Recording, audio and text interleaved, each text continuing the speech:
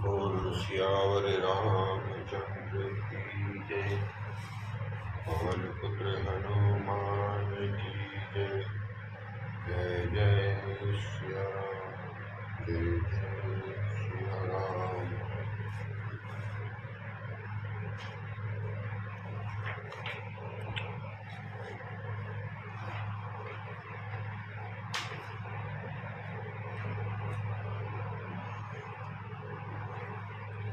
तदमुनि अति सभीत हरि चरना गहे पाहि परना तारित हरना।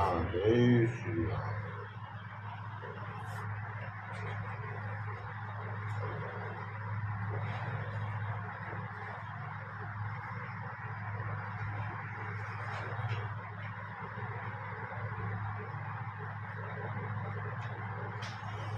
अक्षरों अर्थ समूहों रसों छंदों और मंगलों की करने वाली सरस्वती जी और गणेश जी की मैं वंदना करता हूँ। श्रद्धा और विश्वास के स्वरूप श्री पार्वती जी और श्री शंकर जी की मैं वंदना करता हूँ, जिनके बिना सिद्धजन अपने अंतःकरण में स्थित ईश्वर को नहीं देख सकते।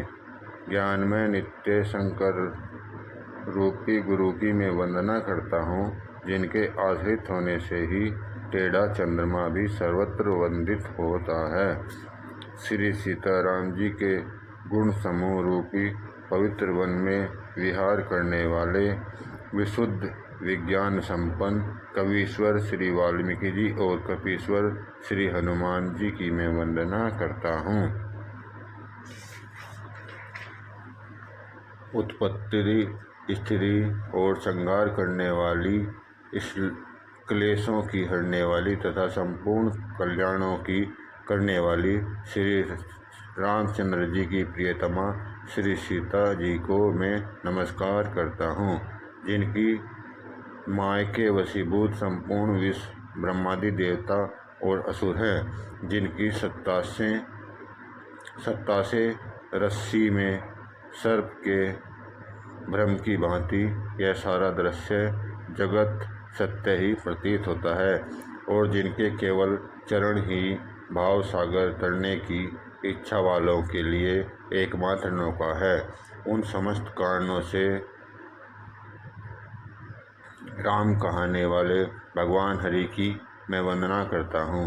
अनेक पुराण, वेद, शास्त्र से सम्मत तथा जो रामायण में वर्णित है और कुछ अन्यत्र से भी उपलब्ध श्री रघुनाथ जी के कथा को तुलसीदास अपने अंतःकरण करके सुख के लिए अत्यंत मनोहर भाषार्चन में विस्तृत करता है, जिन्हें स्मरण करने से सब कार्य सिद्ध होते हैं। जो गणों के स्वामी और सुंदर हाथी के मुख वाले हैं, वे भी बुद्धि के राशि और शुभ गुणों के धाम मुझ पर कृपा करें। जिनकी कृपा से गूंगा बहुत सुंदर बोलने वाला हो जाता है और लंगड़ा लूला दुर्गम पहाड़ पर चढ़ जाता है, वे कलयुग के सब पापों को जला डालने वाले दयालु मुझ पर द्रवित हों दया करें। जो नील कमल के समान श्याम वर्ण हैं, पूर्ण खिले हुए लाल कमल के समान नेत्र जिनके नेत्र हैं, और जो सदा क्षीर सागर में शयन करते हैं, वे भगवान नारायण मेरे हृदय में निवास करें। जिनका कुंद के पुष्प और चंद्रमा के समान गौर शरीर है, जो पार्वती जी के प्रियतम और दया के धाम हैं, और जिनका दीनों पर स्नेह है, वे कामदेव का मर्दन करने वाले शंकर जी मुझ पर कृपा करें। मैं उन पर गुरु महाराज के चरण कमल की वंदना करता हूँ, जो कृपा के समुद्र और नरुरूप हैं, श्री हरि ही हैं, और जिनके वचन महामोह रूपी घने अंधकार के नाश करने के लिए सूर्य किरणों समूह हैं। मैं गुरु महाराज के चरण कमलों की रज की वंदना करता हूँ, जो सुरुचि सुगंध तथा अनुराग रूपी रस से पूर्ण है। वह अमर मूल का सुंदर चूर्ण है, जो संपूर्ण भवरों के परिवार को नाश करने वाला है, वह रज सुकृति रूपी शिव जी के शरीर सुशोभित निर्मल विभूति और सुंदर कल्याण और आनंद की जननी है। भक्त के मनरूपी सुंदर दर्पण के मैल को दूर करने और तिलक करने से गुणों के समूहों में वश में करने वाली है। श्री गुरु महाराज के चरण नखों की ज्योति मणियों के प्रकाश के समान है, जिसके स्मरण करते ही हृदय में दिव्य दृष्टि उत्पन्न हो जाती है। वह प्रकाश अज्ञान रूपी अंधकार का नाश करने वाला है। वह जिसमें हृदय में आ जाता है उसके बड़े भाग्य हैं। उसके हृदय में आते ही हृदय के निर्मल नेत्र खुल जाते हैं और संसार रूपी रात्रि के दोष दुख मिट जाते हैं। एवं श्री राम चरित्र रूपी मणि और माणिक्य गुप्त और प्रकट जहाँ जो जिस खान में हैं सब दिखाई पड़ने लगते हैं। जैसे सिद्ध जन को नेत्रों में लगाकर साधक सिद्ध और सुजान पर्वतों वनों और पृथ्वी के अंदर कौतुक से ही बहुत सी खाने देखते हैं। श्री गुरु महाराज के चरणों रज कोमल और सुंदर नयनामृत आजन हैं, जो नेत्रों के दोषों का नाश करने वाला है। उस अजन से विवेक रूपी नेत्रों को निर्मल करके मैं संसार रूपी बंधन से छुड़ाने वाले श्री रामचरित्र का वर्णन करता हूँ। पहले पृथ्वी के देवता ब्राह्मणों के चरणों की वंदना करता हूँ, जो अज्ञान से उत्पन्न सब संदेहों को हरने वाले हैं। फिर सब गुणों की खान संत समाज को प्रेम सहित सुंदर वाणी से प्रणाम करता हूँ। संतों का चरित्र कपास के चरित्र के समान शुभ है, जिसका फल नीरस विशद और गुणमय होता है। कपास की डोरी नीरस होती है। संत चरित्र में भी विषयाक्ति नहीं है, जिससे वह भी नीरस है। कपास उज्ज्वल होता है। संत हृदय भी अज्ञान और पाप रूपी अंधकार से रहित होता है, इसलिए वह विशद है। कपास में गुण होते हैं। इसी प्रकार संत का चरित्र भी सद्गुणों का भंडार होता है, इसलिए वह गुणमय है। जैसे कपास का धागा सुई के किए हुए छेद को अपना तन देकर ढक देता है, अथवा कपास जैसे लोढ़े जाने काते जाने और बुने जाने का कष्ट सहकर भी वस्त्र के रूप में परिणत होकर दूसरों के गोपनीय स्थानों को ढकता है, उसी प्रकार संत स्वयं दुख सहकर दूसरों के दुखों को ढकता है, जिसके कारण उसने जगत में वंदनीय यश प्राप्त किया है। संतों का समाज आनंद और कल्याणमय है। जो जगत में चलता फिरता तीर्थराज प्रयाग है, जहाँ राम भक्ति रूपी गंगा जी की धारा है। ब्रह्म विचार का प्रचार सरस्वती जी है। विधि और निषेध रूपी कर्मों की तथा कलयुग के पापों को हरने वाली सूर्यतनया यमुना जी है। और भगवान विष्णु और शंकर जी कथाएं त्रिवेणी रूप से सुशोभित हैं, जो सुनते ही सब आनंद और कल्याणों की देने वाली है। अपने धर्म में जो अटल विश्वास है वह अक्षयवट है, और शुभ कर्म ही उस तीर्थराज का समाज है। वह सब देशों में सब समय सभी को सहज ही में प्राप्त हो जाता है, और आदर पूर्वक सेवन करने से क्लेशों को नष्ट करने वाला है। वह तीर्थराज अलौकिक और अकथनीय है। वह तत्काल फल देने वाला है। उसका प्रभाव प्रत्यक्ष है। जो मनुष्य इस संत समाज रूपी तीर्थराज प्रभाव प्रसन्न मन से सुनते हैं और समझते हैं, फिर अत्यंत प्रेम पूर्वक उसमें गोते लगाते हैं, वे इस शरीर के रहते ही धर्म अर्थ काम मोक्ष चारों फल पा जाते हैं। मन इस तीर्थराज में स्नान का फल तत्काल ऐसा देखने आता है कि कौवें कोयल बन जाते हैं और बगुले हंस। वह सुनकर कोई आश्चर्य न करे, क्योंकि सत्संग की महिमा छिपी हुई नहीं है। वाल्मीकि जी, नारद जी और अगस्त्य जी अपने अपने मुखों से अपनी होनी कही है। जल में रहने वाले, जमीन पर चलने वाले और आकाश में विचरने वाले नाना प्रकार के जड़ चेतन जितने जीव इस जगत में हैं, उनमें से जिसने जिस समय जहाँ कहीं भी जिस किसी यत्न से बुद्धि, कीर्ति, सद्गति, विभूति और भलाई पाई है, जो सब सत्संग का ही प्रभाव समझना चाहिए। वेदों में और लोक में इनकी प्राप्ति का दूसरा कोई उपाय नहीं है। सत्संग के बिना विवेक नहीं होता और श्री राम जी की कृपा के बिना वह सत्संग सहज में मिलता नहीं है। सत्संगति आनंद और कल्याण की जड़ है। सत्संग की सिद्धि ही फल है और सब साधन तो फूल है। दुष्ट भी सत्संगति पाकर सुधर जाते हैं। जैसे पारस के स्पर्श से लोहा सुहावना हो जाता है, किंतु देवयोग से यदि कभी सज्जन कुसंगति में पड़ जाते हैं तो वे वहाँ भी सांप की मणि के समान अपने गुणों को ही अनुसरण करते हैं। अर्थात जिस प्रकार सांप का संसर्ग पाकर भी मणि उसके विष्णु ग्रहण नहीं करती तथा अपने सहज गुण प्रकाश को नहीं छोड़ती, उसी प्रकार साधु पुरुष दुष्टों को संग में रहकर भी दूसरों के प्रकाश ही देते हैं। दुष्टों पर उनका कोई प्रभाव नहीं पड़ता। ब्रह्मा, विष्णु, शिव, कवि और पंडितों की वाणी भी संत महिमा का वर्णन करने में सकुचाती है। वह मुझसे किस प्रकार नहीं कही जाती, जैसे साग तरकारी बेचने वाले से मणियों के गुण समूह नहीं कहे जा सकते। मैं संतों को प्रणाम करता हूँ, जिनमें चित्त में समाता है, जिनको न कोई मित्र है न शत्रु है। जैसे अंजलि में रखे हुए सुंदर फूल, जिस हाथ ने फूलों को तोड़ा, जिसने उनको रखा, उन दोनों ही हाथों को समान रूप से सुगंधित करते हैं। वैसे ही संत शत्रु और मित्र दोनों का ही समान रूप से कल्याण करते हैं। संत सरल हृदय हैं और जगत के हितकारी होते हैं। उनके ऐसे स्वभाव और स्नेहों को जानकर मैं विनय करता हूँ। मेरी इस बाल विनय को सुनकर कृपा करके श्री राम जी के चरणों में मुझे प्रीति दे। जय श्री राम।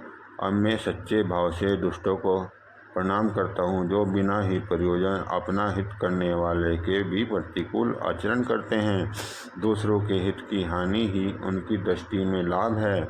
जिनको दूसरों के उजड़ने में हर्ष और बचने में विषाद होता है, जो श्री हरि और हर के यशरूपी पूर्णिमा के चंद्रमा के लिए राहु के समान हैं।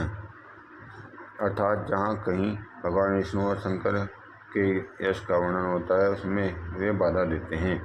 और दूसरों की बुराई करने में सहस्त्रबाहु के समान वीर हैं, जो दूसरों के दोषों को 1000 आँखों से देखते हैं और दूसरों के हितरूपी घी के लिए उनका मन मक्खी के समान है।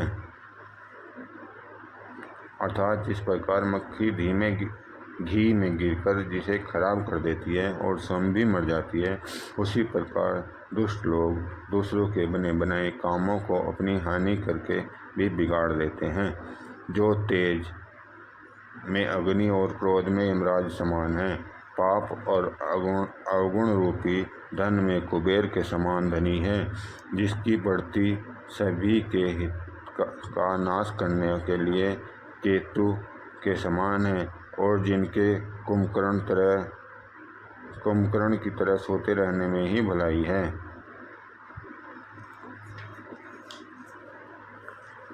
दुख सुख पाप पुण्य दिन रात, साधु असाधु सुजाति कुजाति, दानव देवता ऊंच नीच, अमृत विष सुजीवन मृत्यु, माया ब्रह्मा जीव ईश्वर, संपत्ति दरिद्रता, रंक राजा काशी मगध,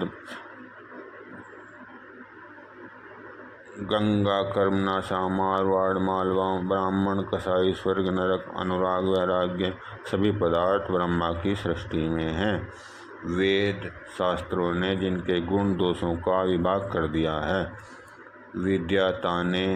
विधाता ने इस जड़ चेतन विश्व को गुण दोष में रचा है, किंतु संत रूपी हंस दोष रूपी जल को छोड़कर गुण रूपी दूध को ही ग्रहण करते हैं। विधाता जब इस प्रकार का विवेक देते हैं, जब सब दोषों को छोड़कर मन गुणों में अनुरक्त हो जाता है। काल स्वभाव और कर्म की प्रबलता से भले लोग भी माया के वश में होकर कभी कभी भलाई से चूक जाते हैं।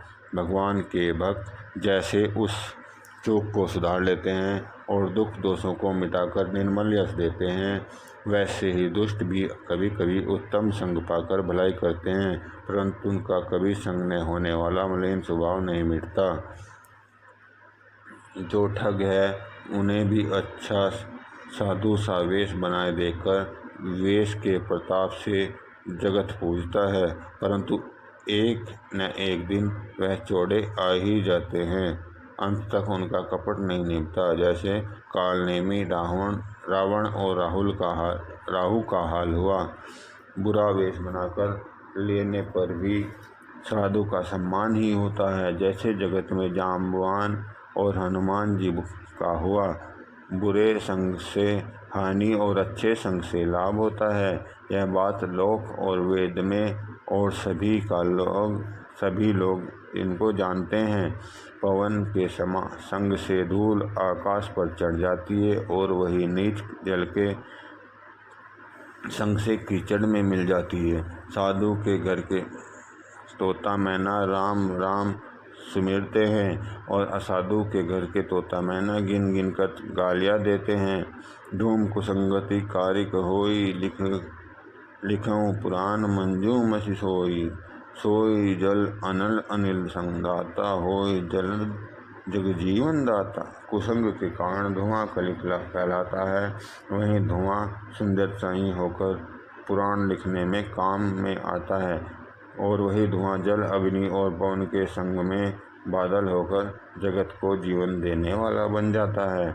ग्रह, औषधि, जलवायु और वस्त्र ये सब कुसंग और सुसंग पाकर संसार में बुरे और भले पदार्थ हो जाते हैं।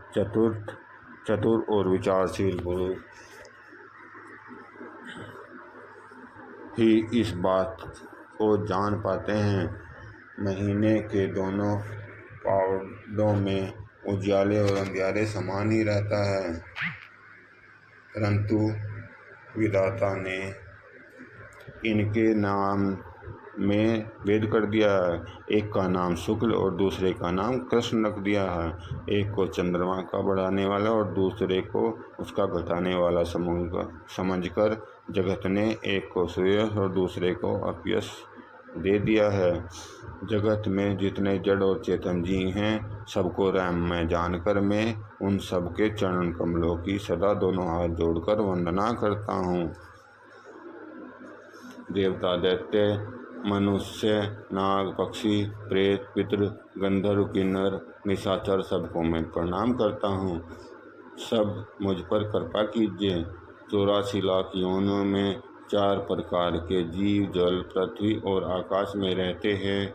उन सब से भरे हुए इस सारे जगत को श्री सीताराम में जानकर मैं दोनों हाथ जोड़कर प्रणाम करता हूँ। मुझको अपना दास जानकर कृपा की खान आप सब लोग मिलकर छल छोड़कर कृपा कीजिए। मुझे अपने बुद्धि बल का भरोसा नहीं, इसलिए मैं सबसे विनती करता हूँ।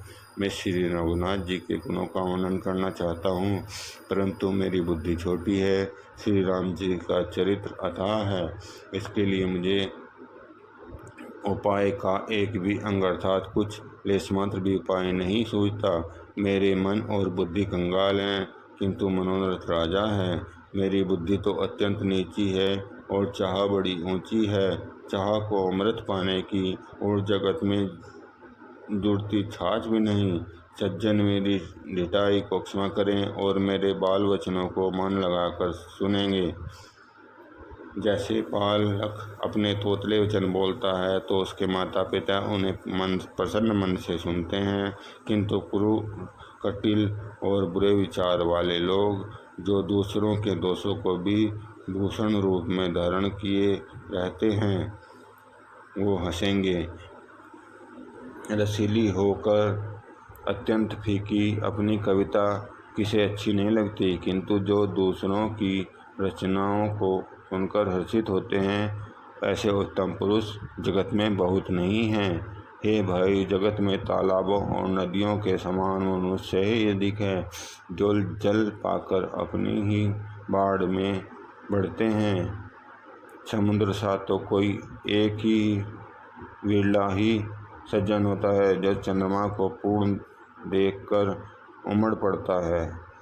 मेरा भाग्य छोटा है और इच्छा बहुत बड़ी है, परंतु मुझे एक विश्वास है कि इसे सुनकर सज्जन सभी सुख पावेंगे और दुष्ट हंसी उड़ावेंगे, किंतु दुष्टों के हंसने से मेरा हित ही होगा। मधुर कंठ वाली कोयल को कौवे की तो कठोर ही कहा जा करते हैं, जैसे बगुले हंस को, मेंढक पपीहे को हंसते हैं, वैसे ही मलिन मन वाले दुष्ट निर्मल वाणी को हंसते हैं। जो न तो कविता के रसिक हैं और न जिनका श्री रामचंद्र जी के चरणों में प्रेम है, उनके लिए भी यह कविता सुखद हास्य रस का काम देगी। प्रथम तो यह भाषा की रचना है, दूसरे मेरी बुद्धि भोली है, इससे यह हंसने के योग्य ही है। हंसने में उन्हें कोई दोष नहीं। जिन्हें न तो प्रभु के चरणों में प्रेम है और न अच्छी समझ ही है, उनको यह कथा सुनने में फीकी लगेगी। जिनकी श्रीहर और के चरणों में प्रीति है, जिनकी बुद्धि कुतर्क करने वाली नहीं है, उन्हें श्री रघुनाथ जी की कथा मीठी लगेगी। सज्जनगण इस कथा को अपने जी में श्री राम जी की भक्ति भूषित जानकर सुंदर वाणी से सराहना करते हुए सुनेंगे। मैं न तो कवि हूँ, न वाक्य रचना में ही कुशल हूँ, मैं तो सब कलाओं तथा सब विद्याओं से रहित हूँ। नाना प्रकार के अक्षर, अर्थ, अलंकार, अनेक प्रकार की छंद रचना, भावों और रसों के अपार भेद और कविता के भांति भांति के गुण दोष होते हैं। इनमें काव्य संबंधी एक भी बताना मुझ में नहीं है। यह मैं कोरे कागज पर लिखकर सत्य सत्य कहता हूँ। मेरी रचना सब गुणों से रहित है। इससे बस जगत प्रसिद्धि एक गुण है, उसे विचार कर अच्छी बुद्धि वाले पुरुष जिनमें निर्मल ज्ञान है, इसे सुनेंगे। श्री रघुनाथ जी उदार नाम हैं, जो अत्यंत पवित्र हैं, वेदों पुराणों का सार हैं, कल्याण का भवन हैं और अमंगलों को हरने वाले हैं, जिसे पार्वती जी सहित भगवान शिव जी सदा जपा करते हैं। जो अच्छे कवि के द्वारा रची हुई बड़ी अनूठी कविता है, वह भी राम नाम के बिना शोभा नहीं पाती। जैसे श्री चंद्रमा के समान मुख वाली सुंदर स्त्री सब प्रकार के सुसज्जित होने पर भी वस्त्र के बिना शोभा नहीं देती, इसके विपरीत कुकवी की रची हुई सब गुणों रहित कविता को भी राम नाम के यश में अंकित जानकर बुद्धिमान लोग आदरपूर्वक कहते और सुनते हैं, क्योंकि संतजन भोरे की भांति गुण ही को ग्रहण करने वाले होते हैं। यद्यपि मेरी इस रचना में कविता का एक भी रस नहीं है, तथापि इसमें श्री रामचंद्र जी का प्रताप प्रकट है। मेरे मन में यही एक भरोसा है, भले संग से भला जिसके बड़प्पन नहीं पाया, धुआं भी अगर के संग से सुगंधित होकर अपने स्वाभाविक कड़वेपन को छोड़ देता है। मेरी कविता अवश्य बौद्धी है, परंतु इसमें जगत का कल्याण करने वाली राम कथा रूपी उत्तम वस्तु का वर्णन किया गया है। तुलसीदास जी कहते हैं कि श्री रघुनाथ जी की कथा कल्याण करने वाली और कलयुग के पापों को हरने वाली है। मेरी इस बद्धी कविता रूपी नदी की चाल, पवित्र जल वाली श्री गंगा जी की चाल की भांति टेढ़ी है।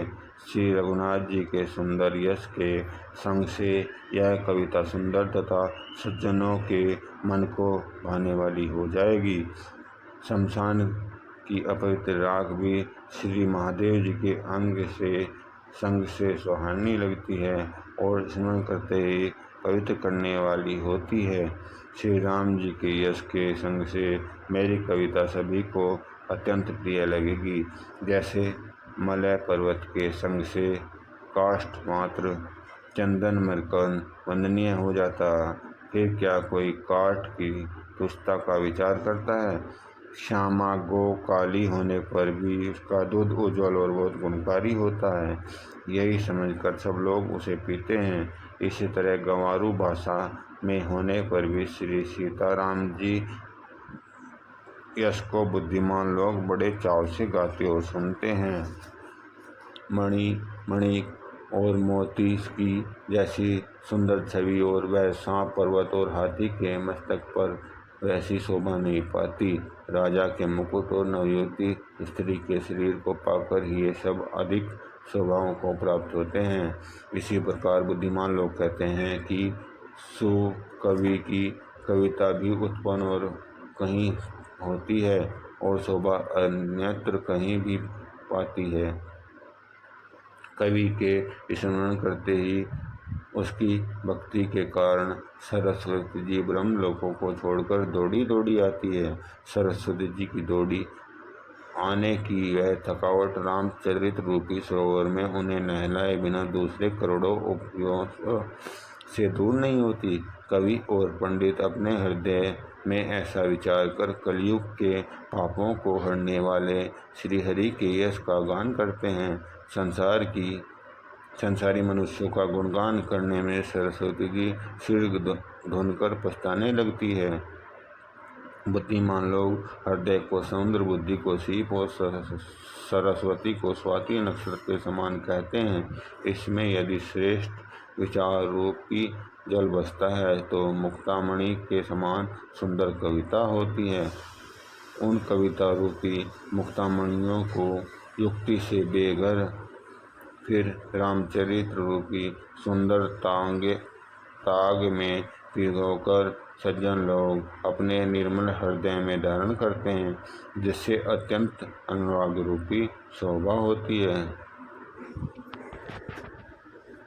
जो कराल कलयुग में जन्मे हैं, जिनकी करनी कोवे के समान है और वे संस्कार है, जो वेद मार्ग को छोड़कर कुमार्ग पर चलते हैं, जो कपट की मूर्ति और कलयुग के पापों के भाड़े हैं, जो श्री राम जी के भक्त कहलाकर लोगों को ठगते हैं, जो धन क्रोध काम के गुलाम हैं और जो धींगा धींगी करने वाले धर्मध्वजी और कपट के धंधों को बोझ ढोने वाले हैं। संसार में ऐसे लोगों में सबसे पहले मेरी गिनती है। यदि मैं अपने सब अवगुणों को कहने लगूं तो कथा बहुत बढ़ जाएगी और मैं पार नहीं पाऊंगा। इससे मैंने बहुत कम अवगुणों का वर्णन किया है, बुद्धिमान लोग थोड़े में ही समझ लेंगे। मेरी अनेकों प्रकार की विनती को समझकर कोई भी इस कथा को सुनकर दोष नहीं देगा। इतने पर भी जो शंका करेंगे वे तो मुझसे भी अधिक मूर्ख और बुद्धि के कंगाल हैं। मैं न तो कवि हूँ न चतुर कहलाता हूँ, अपनी बुद्धि के अनुसार श्री राम जी के गुण गाता हूँ। कहाँ तो श्री रघुनाथ जी के अपार चरित्र, कहाँ संसार में आसक्त मेरी बुद्धि। जिस हवा से सुमेरु जैसे पहाड़ उड़ जाते हैं कहिए तो उसके सामने रुई किस गिनती में है। श्री राम जी की असीम प्रभुता को समझकर कथा रचने में मेरा मन बहुत हिचकता है। सरस्वती जी, शेष जी, शिव जी, ब्रह्मा जी, शास्त्र वेद और प्राण ये सब नेति नेति कहकर सदा जिनका गुणगान किया करते हैं। यद्यपि प्रभु श्री रामचंद्र जी प्रभुता को सब ऐसी ही जानते हैं, तथापि बिना कहे कोई नहीं रहा। इसमें वेद ने ऐसा कारण बताया है कि भजन का प्रभाव बहुत तरह से कहा गया है।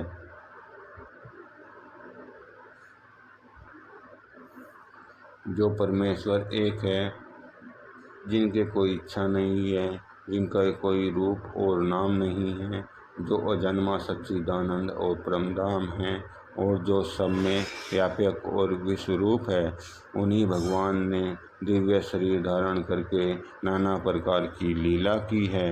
वह लीला केवल भक्तों के हित के लिए ही है, क्योंकि भगवान परम कृपालु हैं, शरणागत के बड़े प्रेमी हैं, जिनकी भक्तों पर बड़ी ममता और कृपा है, जिन्होंने एक बार जिस पर कृपा कर दी उस पर फिर कभी क्रोध नहीं किया। वे प्रभु श्री रघुनाथ जी गई हुई वस्तुओं को फिर प्राप्त करने वाले, गरीब निवाज, सरल स्वभाव, सर्वशक्तिमान और सबके स्वामी हैं। यही समझकर बुद्धिमान लोग उन श्री हरि का यश वर्णन करके अपनी वाणी को पवित्र और उत्तम फल देने वाले बनाते हैं।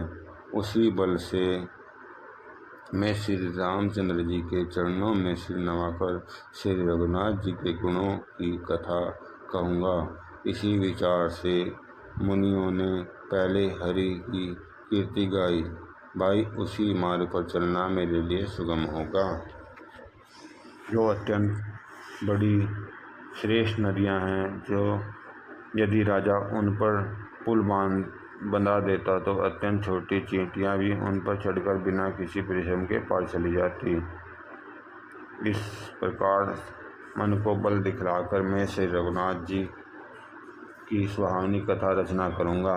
व्यास आदि जो अनेकों श्रेष्ठ कवि हो गए हैं, जिन्होंने बड़े आदर से श्री हरि का श्रेष्ठ वर्णन किया है, मैं उन सब के चरण कमलों में प्रणाम करता हूँ। वे मेरे सब मनोरथों को पूरा करें। कलयुग के भी उन कवियों को मैं प्रणाम करता हूँ, जिन्होंने रघुनाथ जी के गुण समूहों का वर्णन किया है।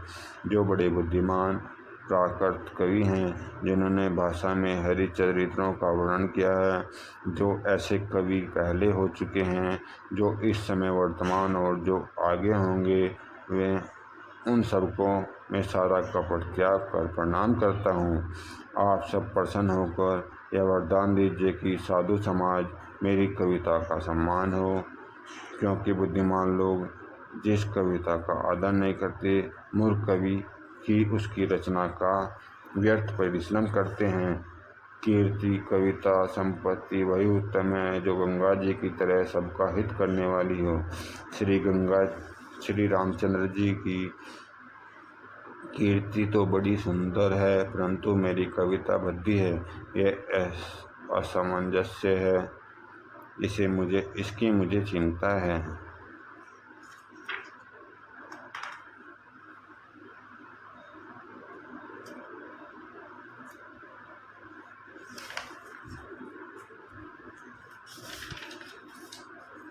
परंतु हे कवियों, आपकी कृपा से यह मेरी बात भी मेरे लिए सुलभ हो जाती है। रेशम की सिलाई टाट पर भी सुहावनी लगती है। चतुर पुरुष उसी कविता का आदर करते हैं जो सरल हो और जिसमें निर्मल चरित्र का वर्णन हो।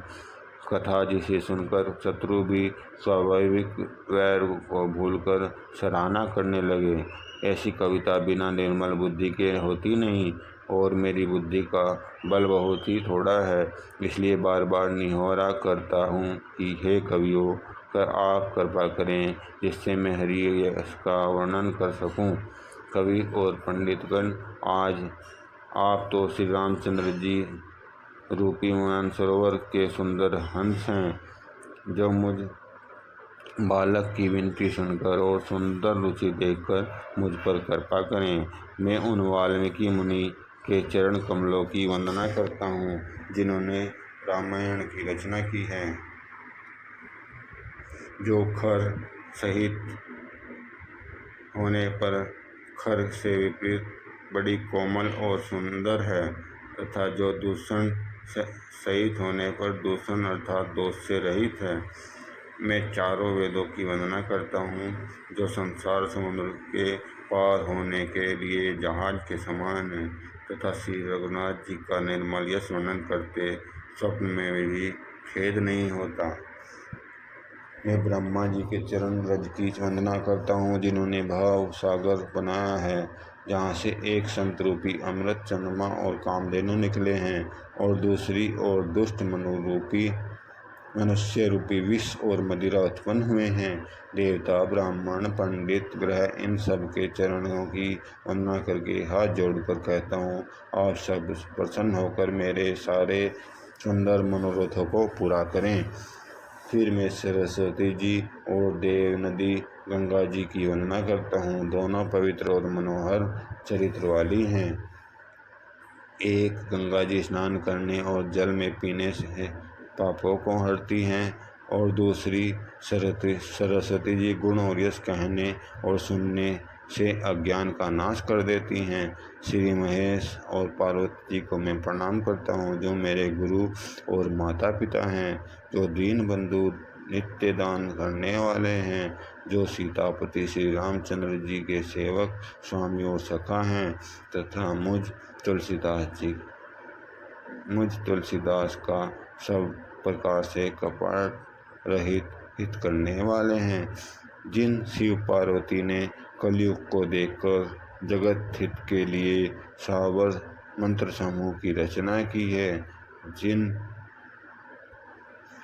मंत्रों के अक्षर बेमेल हैं, जिनका न कोई ठीक अर्थ है और न ही जप ही होता है, तथापि श्री शिव जी के प्रताप से उनका प्रभाव प्रत्यक्ष है।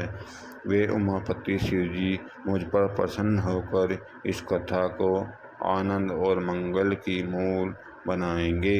इस प्रकार पार्वती जी और शिव जी दोनों का स्मरण करते और उनका प्रसाद पाकर मैं चाव भरे चित्त से श्री रामचरित्र का वर्णन करता हूँ। मेरी कविता श्री शिव जी की कृपा से ऐसी सुशोभित होगी, जैसे तारागण के सहित चंद्रमा के साथ से रात्रि शोभित होती है। जो इस कथा को प्रेम सहित एवं सावधानी के साथ समझ बूझ कर कहेंगे, सुनेंगे, वे कलयुग के पापों से रहित और सुंदर कल्याण के भागी होकर श्री रामचंद्र जी के चरणों के प्रेमी बन जाएंगे। यदि मुझ पर शिव जी की और पार्वती जी की स्वप्न में भी सचमुच प्रसन्नता हो, तो मैंने इस भाषा कविता का प्रभाव कहा है, वे सब सच हो। मैं अति पवित्र श्री अयोध्यापुरी और कलयुग के पापों का नाश करने वाले श्री सरयू नदी जी की वंदना करता हूँ। फिर अवधपुरी के उन नर नारियों को प्रणाम करता हूँ, जिन पर प्रभु श्री राम जी की ममता थोड़ी नहीं है, अर्थात बहुत है। उन्होंने सीता जी की निंदा करने वाले के पाप समूहों को नाश करके उनको शोक रहित बनाकर अपने लोक में बसा लिया। मैं कौशल्या रूपी पूर्व दिशा की वंदना करता हूँ, जिसकी कीर्ति समस्त संसार में फैल रही है। जहाँ कौशल्या रूपी पूर्व दिशा से विश्व को सुख देने वाले और दुष्ट रूपी कब्रों के लिए पाले के समान श्री रामचंद्र रूपी सुंदर चंद्रमा प्रकट हुए हैं। जब रानियों सहित राजा दशरथ जी को पुण्य और सुंदर कल्याण की मूर्ति मानकर मैं वचन और कर्म से प्रणाम करता हूँ। अपने पुत्र का सेवक जानकर वे मुझ पर कृपा करें, जिनको रचकर ब्रह्मा जी भी बढ़ाई पाई, तथा जो श्री रामचंद्र जी के माता पिता होने का कारण महिमा की सीमा है। मैं अवध के राजा श्री दशरथ जी की वंदना करता हूँ, जिनका श्री राम जी के चरणों में सच्चा प्रेम था, जिन्होंने दीन दयालु प्रभु के बिछुड़ते ही अपने प्यारे शरीर को मामूली तिनके की तरह त्याग दिया। मैं परिवार सहित राजा जनक जी को प्रणाम करता हूँ, जिनका श्री राम जी के चरणों में गूढ़ प्रेम था, जिसको उन्होंने योग और भोग में छिपा रखा था, परंतु श्री रामचंद्र जी को देखते ही वह प्रकट हो गया। सबसे पहले मैं श्री रामचंद्र जी के चरणों को प्रणाम करता हूँ, जिनका नियम और व्रत वर्णन नहीं किया जा सकता, तथा जिनका मन श्री राम जी के चरण कमलों में भौरे की तरह लुभाया हुआ है, कभी उनका पास भी नहीं छोड़ता।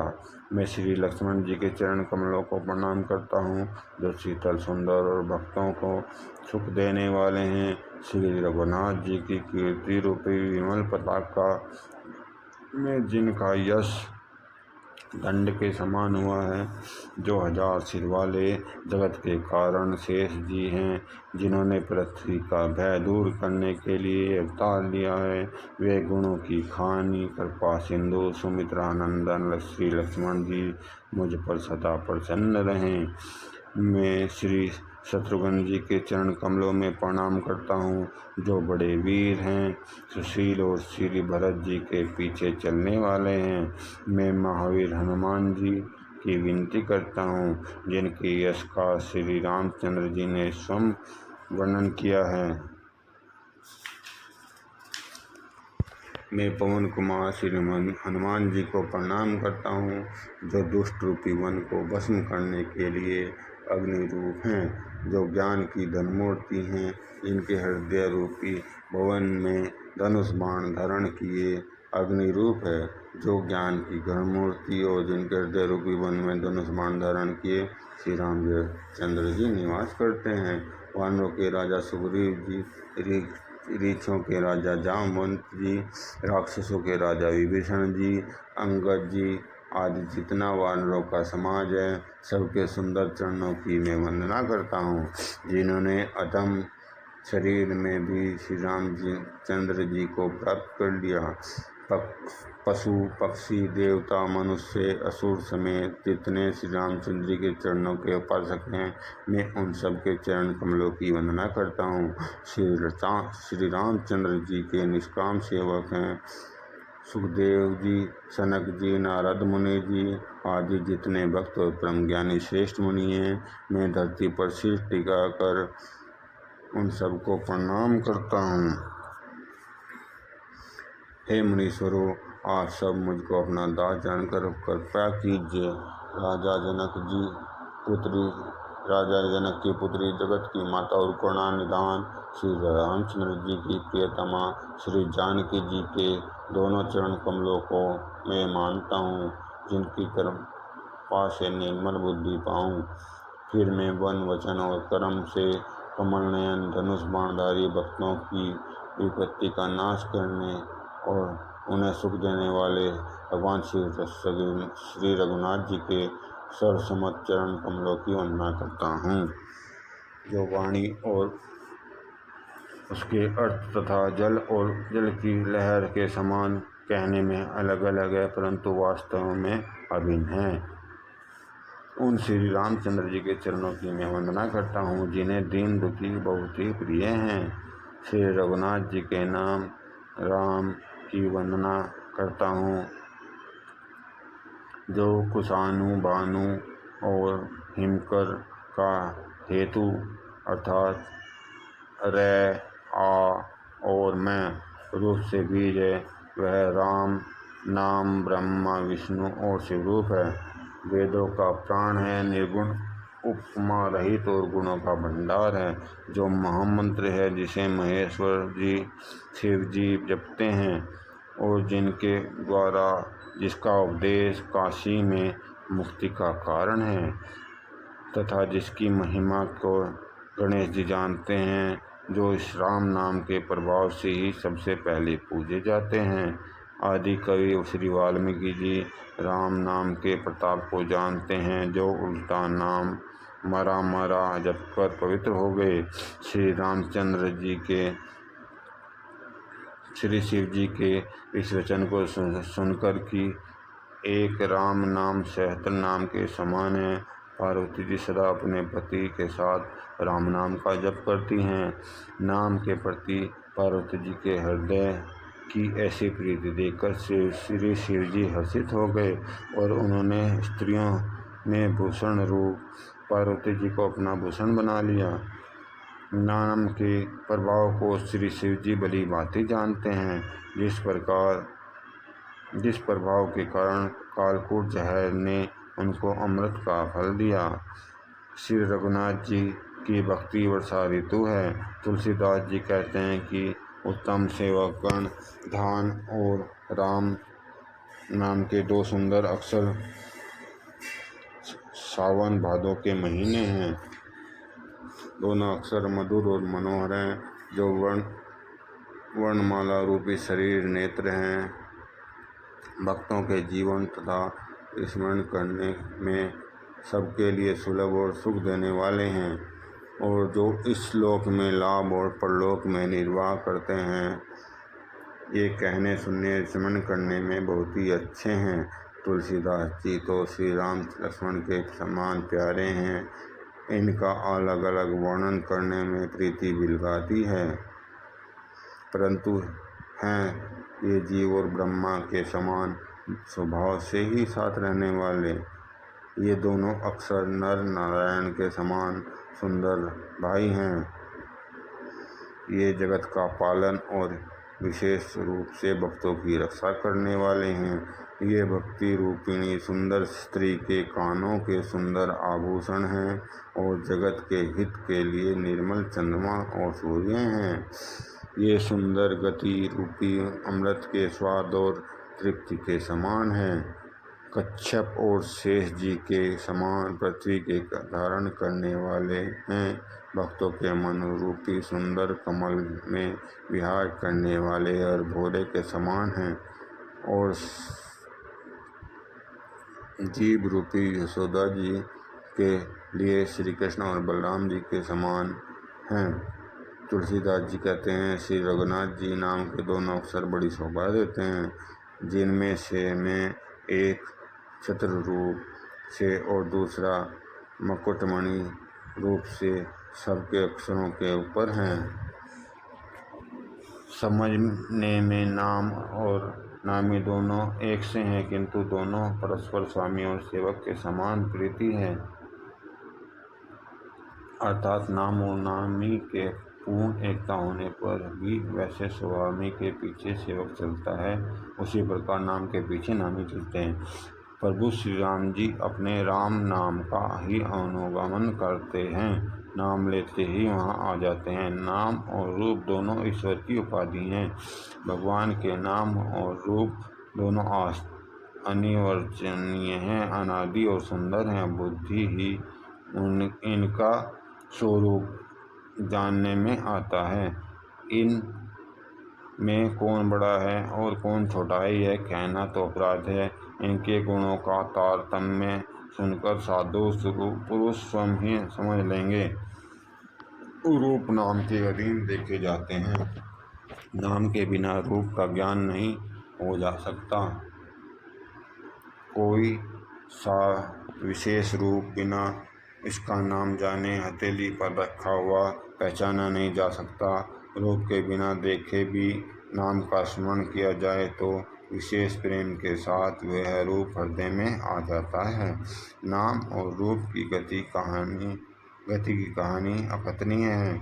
वह समझने में सुखदायक है, परंतु इसका वर्णन नहीं किया जा सकता।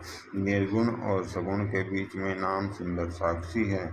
दोनों अर्थों का यथार्थ ज्ञान कराने वाला चतुर्दुभाषिया है। तुलसीदास जी कहते हैं, यदि तू भीतर और बाहर दोनों और उजाला चाहता है तो मुख रूपी द्वार की जीव रूपी देहली पर राम नाम रूपी मणि का दीप को रख। ब्रह्मा के बनाए हुए इस प्रपंच के से भली भांति छूटे हुए वैराग्यवान मुक्त योगी पुरुष नाम को जीव से जपते हुए जागते हैं और नाम तथा रूप से सहित अनुपम अनिर्वचनीय अनामय ब्रह्म सुख का अनुभव करते हैं। जो परमात्मा के गूढ़ रहस्यों को जानना चाहते हैं, वे जिज्ञासु भी नाम को जीव से जपकर उसे जान लेते हैं। साधक लो लगाकर उनका नाम जप करते हैं और अणिमादि सिद्धियों को पाकर सिद्धि हो जाते हैं। संकट से घबराए हुए आर्त भक्त नाम जप करते हुए तो उनके सड़े बड़े भारी भारी बुरे संकट मिट जाते हैं और वे सुखी हो जाते हैं। जगत में चार प्रकार के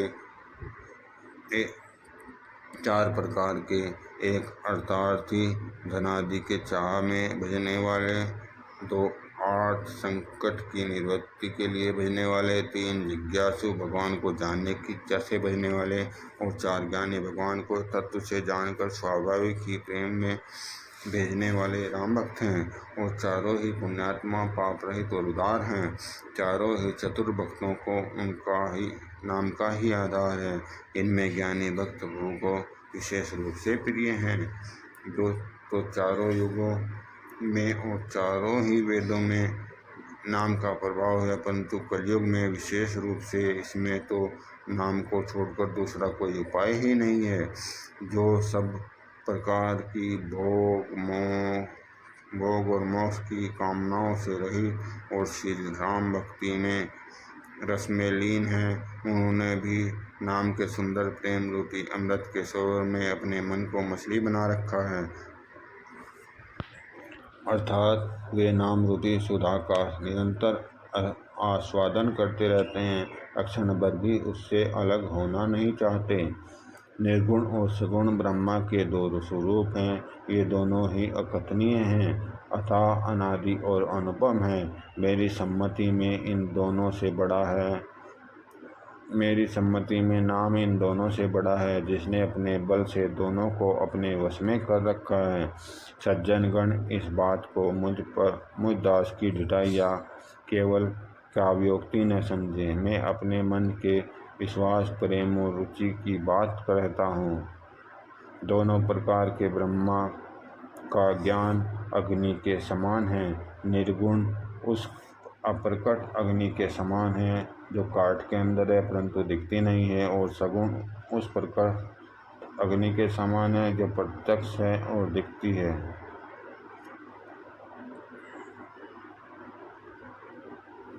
दोनों ही जानने में बड़े कठिन है, परंतु नाम में दोनों सुगम हो जाते हैं। इसी से मैंने नाम को ब्रह्मा से और राम से बड़ा कहा है। ब्रह्मा व्यापक है और एक अविनाशी है, सत्ता, चैतन्य और आनंद की धनराशि है। ऐसे विकार रहित प्रभु के हृदय में रहते भी जगत के सब जीव दीन और दुखी, जिनका निरूपण करके नाम का जतन करने से वही ब्रह्म पर ऐसे प्रकट हो जाता है जैसे रत्न के जानने से उसका मूल्य। इस प्रकार निर्गुण से नाम का प्रभाव अत्यंत बड़ा है। अब अपने विचार के अनुसार कहता हूँ कि नाम राम से बड़ा है। श्री रामचंद्र जी ने भक्तों के हित के लिए मनुष्य शरीर धारण करके स्वयं कष्ट सहकर साधुओं को सुखी किया, परंतु भक्तगण प्रेम के साथ उनका नाम जप करते हुए सहज में ही आनंद और कल्याण के घर हो जाते हैं। श्री रामचंद्र जी ने एक तपस्वी की स्त्री को ही तारा, परंतु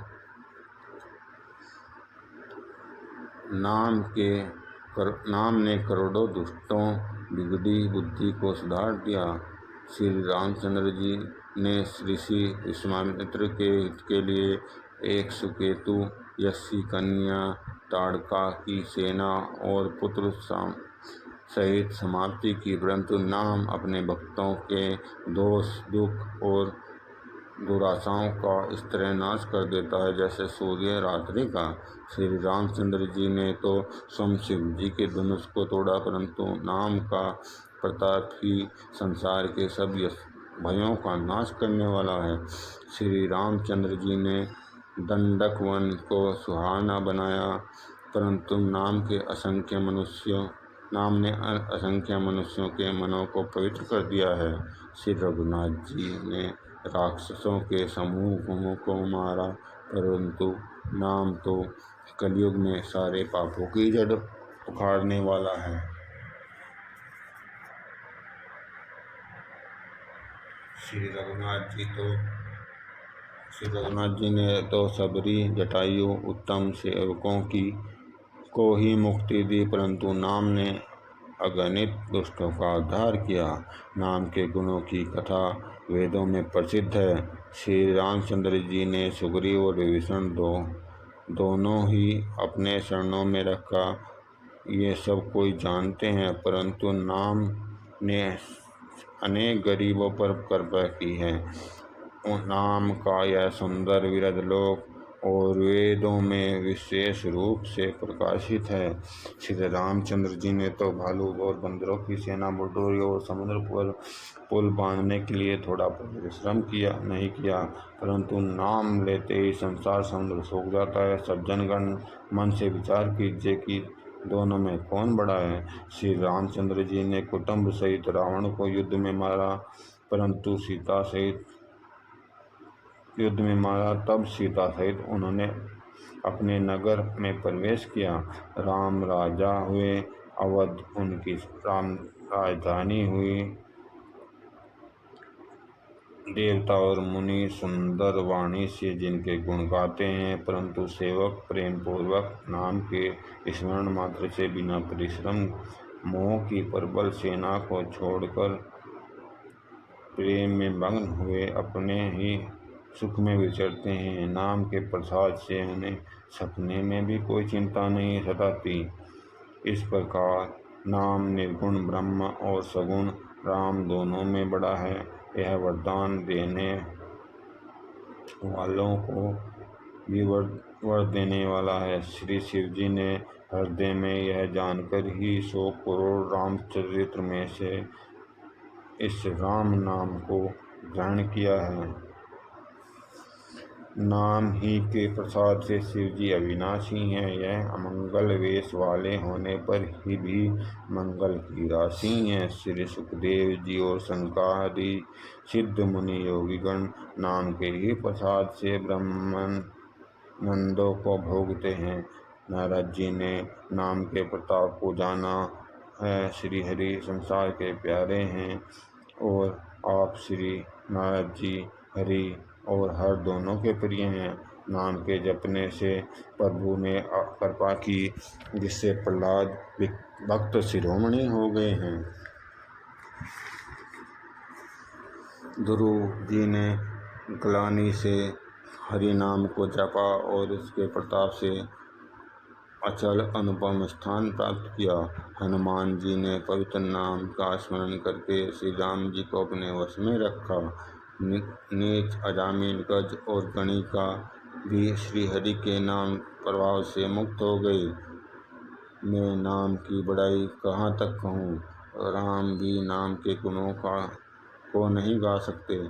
कलयुग में राम का नाम कल्पतरु और कल्याण का निवास है, जिसको स्मरण करने से भांग सा तुलसीदास तुलसी के समान हो गया है। केवल कलयुग की ही बात नहीं है, चारों युगों में, तीनों कालों में, तीनों लोकों में नाम को जप कर जीव शोक रहित हुए हैं। वेद पुराण और संतों का मत यही है कि समस्त गुणों का फल श्री राम जी में या राम नाम में प्रेम होना है। पहले सत्य युग में ध्यान से, दूसरे त्रेता युग में यज्ञ से, द्वापर में पूजने से भगवान प्रसन्न होते थे, परंतु कलयुग में केवल पाप की जोड़ और मलिन है। इसमें मनुष्यों को मन पाप रूपी समुद्र में मछली बना है, अर्थात पाप से कभी अलग होना ही नहीं चाहता। इससे ध्यान, यज्ञ, पूजन नहीं बन सकते। ऐसे कराल कलयुग में काल नेमी तो नाम ही कल्पवृक्ष है, जो स्मरण करते ही संसार के सब जंजालों को नाश कर देने वाला है। कलयुग में सब राम नाम का मनोवांछित फल देने वाला है। परलोक का परम हितैषी और इस लोक का माता पिता अर्थात परलोक में भगवान का परम धाम देता है और लोक में माता पिता के समान सब प्रकार से पालन और रक्षण करता है। कलयुग में न कर्म है, न भक्ति है, न ज्ञान है, न राम नाम ही एक आधार है। कपट की खान कलयुग रूपी काल ने में लिए राम नाम ही बुद्धिमान और समर्थ हनुमान जी है। राम नाम नरसिंह भगवान है, कलयुग हिरण्यकशिपु है और जप करने वाले मन प्रहलाद के समान है। राम नाम देवताओं के शत्रु को मारकर जप करने वालों को की रक्षा करेगा। अच्छे भाव से, बुरे भाव से, क्रोध से, आलस्य से, किसी तरह से भी नाम जपने से दसों दिशाओं में कल्याण होता है। उसी राम नाम का स्मरण करके और श्री रघुनाथ जी को मस्तक नवाकर मैं श्री रामचंद्र जी के गुणों का वर्णन करता हूँ। वे श्री राम मेरी बिगड़ी तरह से सुधार लेंगे, जिनकी सब पर कृपा करने से नहीं अगाती। राम से उत्तम स्वामी और मुझ सरीखा बुरा सेवक इतने पर भी उन दयानिधि अपने और देखकर मेरा पालन किया है। लोकों और वेद में अच्छे स्वामी की यही रीति प्रसिद्धि है। वह विनय सुनते ही प्रेम को पहचान लेता है। अमीर गरीब, गवार नगर निवासी, पंडित मूर्ख, बदनाम यशस्वी, सुकवि कुकवि, सभी नर नारी अपनी बुद्धि के अनुसार राजा की सराहना करते हैं। साधु, बुद्धिमान, सुशील, ईश्वर के अंश में उत्पन्न कृपालु राजा सबकी सुनकर और उनकी वाणी, भक्ति और विनय और चाल को पहचान कर सुंदर वाणी से सबका यथा योग्य सम्मान करते हैं। यह स्वभाव तो संसारी राजाओं का है, जो कौशलनाथ श्री रामचंद्र जी को चतुर शिरोमणि कहते हैं। श्री रामचंद्र जी तो विशुद्ध प्रेम से ही रीझते हैं, पर जगत में मुझसे बढ़कर मूर्ख और मलिन बुद्धि और कौन होगा। तथापि कृपालु श्री रामचंद्र जी मुझ दुष्ट सेवक की कीर्ति और रुचि को अवश्य रखेंगे, जिन्होंने पत्थरों को जहाज और बंदर भालों की बुद्धिमान मंत्री बना लिया। सब लोग मुझे श्री राम जी सेवक कहते हैं और मैं भी कहलाता हूँ। कृपालु श्री राम जी इस निंदा को सहते हैं और श्री सीतानाथ जी, स्वामी जी का तुलसीदास जी का सेवक, यह मेरी बहुत बड़ी विटाई और दोष है। मेरे पाप को सुनकर न रखने का भी नाक सिकोड़ ली है। यह समझकर मुझसे अपनी कल्पित डर से डर हो रहा है, किंतु भगवान श्री रामचंद्र जी ने तो स्वप्न में भी इस पर ध्यान नहीं दिया। वरन मेरे प्रभु श्री रामचंद्र ने तो इस बात को सुनकर, देखकर और सुचित रूपी चक्षु से निरीक्षण कर मेरी भक्ति और बुद्धि की सराहना की। क्योंकि कहने में चाहे बिगड़ जाए, परंतु हृदय में अच्छापन होना चाहिए। श्री रामचंद्र जी दास के हृदय की स्थिति जानकर रीझ जाते हैं। हे भक्तगणों, अब आगे का भाग हम अगले भाग में सुनेंगे। आप सभी से प्रार्थना है कि आप चैनल को सब्सक्राइब करें और मुझ पर प्रभु श्री राम का आशीर्वाद प्रदान हो, ऐसे आशीर्वाद आप मुझे दें। जय श्री राम, जय बजरंगबली महाराज, श्यावर रामचंद्र की जय, पवन पुत्र हनुमान की जय। जय श्री राम, जय श्री राम, जय जय श्री राम।